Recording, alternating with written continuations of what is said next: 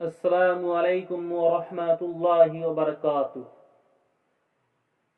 بسم اللہ الرحمن الرحیم۔ رسول اللہ صلی اللہ علیہ وسلم سے دریافت کیا گیا کہ یا رسول اللہ صلی اللہ علیہ وسلم، سب سے اچھی عورت دنیا میں کون ہے؟ ارشاد فرمایا رسول اللہ صلی اللہ علیہ وسلم نے، وہ عورت ہے کہ جب اس کا شوہر اس کی طرف دیکھے تو اس کو خوش کر دے اور اس کی بات مانے، اور جان و مال میں کوئی بات اس کی مرضی کے خلاف نہ کرے، اور بغیر اس کی اجازت کے گھر سے باہر نہ جائے۔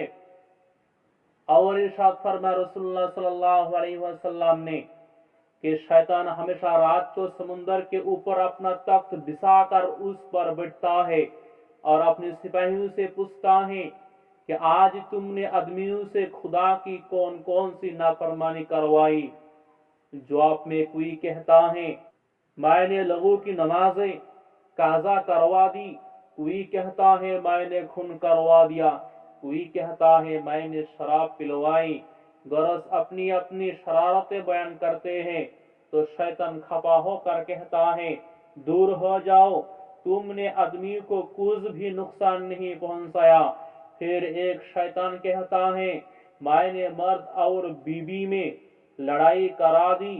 یہ بات سن کر شیطان بہت خوش ہوتا ہے اور خوشی میں خوب نچتا کو دیتا ہے اور اس شیطان کو گلے لگا کر کہتا ہے شاباش، جیتے رہو، تم نے خوب کام کیا اور یہ کام سب برے کاموں سے بہترین کام ہے۔